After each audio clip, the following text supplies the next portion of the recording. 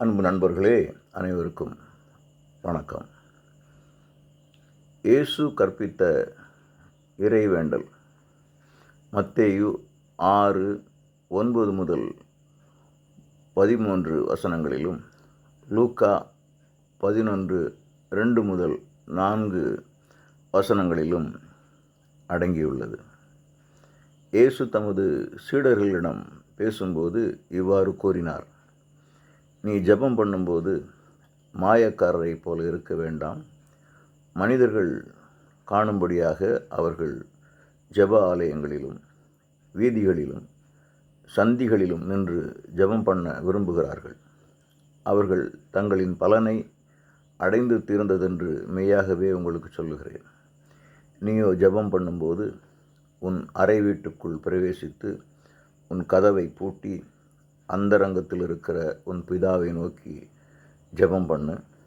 அப்பொழுது அந்தரங்கத்தில் பார்க்கிற பிதா வெளியரங்கமாய் உனக்கு பதிலளிப்பார். அன்றியும் நீங்கள் ஜெபம் பண்ணும்போது அஞ்ஞானிகளைப் போல வீண் வார்த்தைகளை அலப்பாதேயுங்கள். அவர்கள் அதிக வசனத்தினால் தங்கள் ஜெபம் கேட்கப்படும் என நினைக்கிறார்கள். அவர்களைப் போல நீங்கள் செய்யாதிருங்கள். உங்கள் பிதாவை நோக்கி நீங்கள் வேண்டிக் கொள்கிறதற்கு முன்னமே உங்களுக்கு இன்னது தேவை என்று அவர் அறிந்திருக்கிறார். நீங்கள் ஜெபம் பண்ணும்போது கேட்க வேண்டிய விதமாவது: பரமண்டலங்களில் இருக்கிற எங்கள் பிதாவே, உம்முடைய நாமம் பரிசுத்தப்படுவதாக.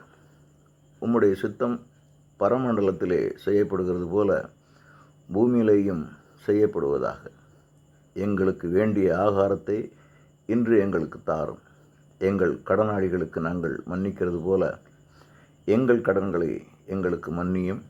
எங்களை சோதனைக்கு உட்பட பண்ணாமல் தீமையினின்று எங்களை ரட்சித்து கொள்ளும்.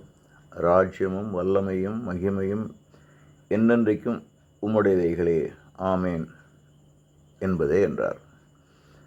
மனிதர்களுடைய தவறுகளை நீங்கள் மன்னித்தால் உங்கள் பரமபிதா உங்களுக்கும் மன்னிப்பார். மனிதர்களுடைய தவறுகளை நீங்கள் மன்னியாதிருந்தால் இறைவன் உங்கள் தவறுகளையும் மன்னிக்க மாட்டார் என்றார். லூக்கா 11ஆம் அதிகாரத்திலும் இதை குறித்து நாம் காண முடிகிறது. யோவானின் சீடர்களுக்கு யோவான் ஜெபிக்க கற்றுக் கொடுத்தது போல தங்களுக்கும் ஜெபிக்க கற்றுக் கொடுக்க வேண்டும் என இயேசுவின் சீடர்கள் கேட்டபோது இயேசு அவர்களுக்கு மேற்கண்டவாறு ஜெபிக்க கற்றுக் கொடுத்தார்.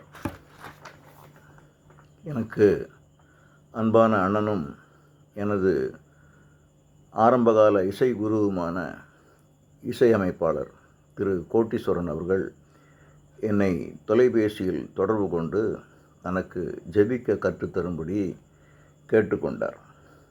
இந்த நிலையில் நான் இன்றைய எனது சாட்சியை கூற விரும்புகிறேன். அதிகாலை 4:30க்கு எழுந்தேன். இன்று பகலில் எனக்கு நிறைய வேலைப்பளுக்கள் இருந்தன. எங்கள் வீட்டை கட்டும்படி கட்டிடப் பணியாளர்கள் வருவதாக இருந்தது. முக்கியமான ஒரு கட்டிடப் பணி செய்ய வேண்டியதாக இருந்தது. நான் வீட்டில் அவசியம் இருந்தாக வேண்டிய நிலைமை. ஆனால் காலை 9 மணி முதல் 2 மணி வரை நான் செல்லும் பிளஸட் பெனியேல் சபையில் 1000 பேருக்கு மேல் கலந்து கொள்ள இருக்கும் பல்வேறு கிளை சபைகளைச் சேர்ந்த பெண்கள் முகாமில் கீபோர்டு வாசிக்க வேண்டிய நிலைமை. சித்திரை மாதம் முதல் நாள் என்பதால் ஏதாவது ஒரு பாடலை யூடியூபில் பதிவு செய்ய வேண்டிய மன விருப்பம். வழக்கமாக 150 சங்கீதங்களில் ஏதாவது ஒரு சங்கீதத்தை பாடி பதிவு செய்வது எனது இலக்கு. ஆனால் இறைவன் என்னை வேறு விதமாக தூண்டினார். சிஎஸ்ஐ கீர்த்தனை புத்தகத்தை என் கண்களில் காட்டினார். புத்தகத்தை திறந்தேன். இயேசு கற்பித்த இறைவேண்டல் என்ற பாடலை காட்டினார். அந்த பாடல் கீர்த்தனையில் 445வது பாடல். அந்த பாடலை டிடிஎஸ் எனப்படும் தமிழ்நாடு தியாலஜிக்கல் செமினரியில், அதாவது தமிழ்நாடு இறையியல் கல்லூரியில் எனக்கு வாய்த்த இசை குருக்களில் ஒருவரான எம். தாமஸ் தங்கராஜ் அவர்கள் எழுதியிருந்தார். பாடல் எனக்கு தெரியாத பாடல், இசையும் தெரியாமல் இருந்தது. அதற்கான இசையை தெரிந்து கொள்ள யூடியூப் உள்ளே நுழைந்தேன். 4 ஆண்டுகளுக்கு முன்பு CSI கத்தீட்ரல் ஆலய கொயர் அந்த பாடலை பாடி பதிவேற்றம் செய்திருந்தனர். மூலப்பாடல்களுக்கும் அவர்கள் பாடிய பாடலுக்கும் நிறைய வேறுபாடு இருந்தன. பாடல் எளிய இசை அமைப்பில் F மேஜர் ஸ்கேலில் அமைந்திருந்தது. பாடலுக்கான மெட்டு ஒரு முறை கேட்டதும் மனதில் பதிந்து விட்டது. பாடலுக்கு எந்த முன்பயிற்சியும் எடுக்காமல் ஒரே டேக்கில் எனது குரலில் பதிவு செய்து விட்டேன். கட்டிடப் பணியாளர்கள் அடிப்படை தேவையான தண்ணீர், தேநீர் போன்றவைகளுக்கு ஏற்பாடு செய்துவிட்டு ஆலயத்திற்கு செல்வதற்காக குளித்து முடித்து உடை அணிந்த பின் கட்டிடப் பணியாளர்கள் வந்தனர். அவர்களுக்கு அன்றைய வேலை திட்டத்தை அறிவித்துவிட்டு இறைவனை நம்பி ஆலயத்திற்கு சென்று விட்டேன். ஏற்கனவே பயிற்சி பெற்ற 12 பாடல்களுக்கும் சிறப்பாக இசையமைக்க இறைவன் அருள் புரிந்தார். பாடல்கள் சிறப்பாக அமைந்தன. கலை என்றால் தானும் மகிழ்ந்து பிறரையும் மகிழச் செய்வதே என்ற இலக்கணத்திற்கேற்ப நான் மகிழ்ச்சி அடைந்ததால் இதனை நான் ஆணித்தரமாக கூறுகிறேன்.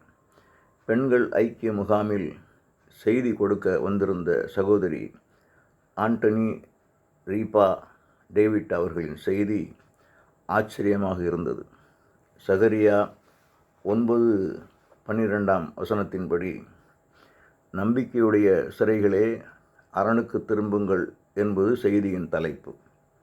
பாவம் ஒரு சிறை, வியாதி மற்றொரு சிறை, பிசாசின் கட்டு வேறொரு சிறை, கடன் பிறிதொரு சிறை, பின்மாற்றம் என்பதும் ஒரு சிறையே என்ற குறிப்புகளை விவரித்து கூறினார்கள்.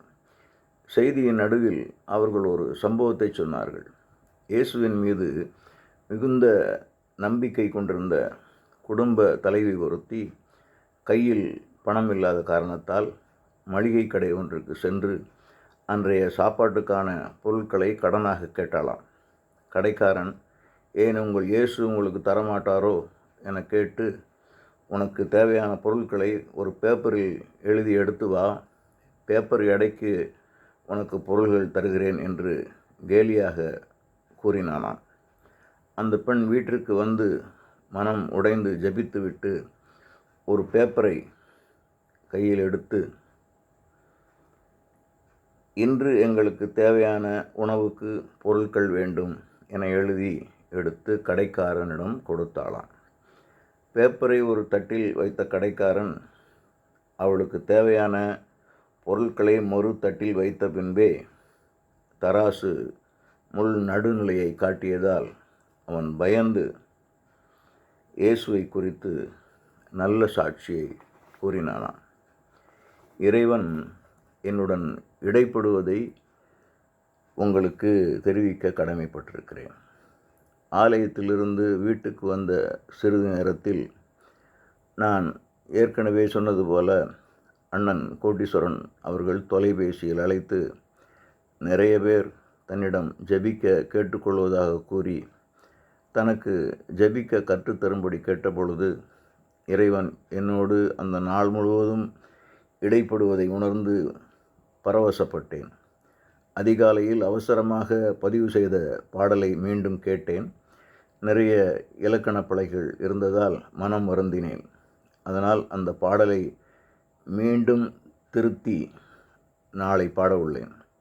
அதற்கு முன் அண்ணன் கோட்டீஸ்வரன் அவர்களுக்கு சொல்ல விரும்புவது என்னவென்றால், ஒரு குழந்தை தன் தந்தையிடம் தத்து பித்தென்று எப்படி செல்லமாக கேட்டு பெற்றுக்கொள்ளுமோ அப்படி கேளுங்கள். நான் ஏற்கனவே சொன்னது போல அதிக வசனிப்பு தேவையில்லை. நீங்கள் கேளுங்கள். அப்பொழுது உங்கள் மகிழ்ச்சி நிறைவாகும்படி பெற்றுக்கொள்வீர்கள். ஒரு குழந்தையைப் போல பேசுங்கள். இறைவன் தனது அருளை உங்களுக்கு தந்து உங்கள் வேண்டுதல்களை கேட்பார். தைரியமாக கேளுங்கள்.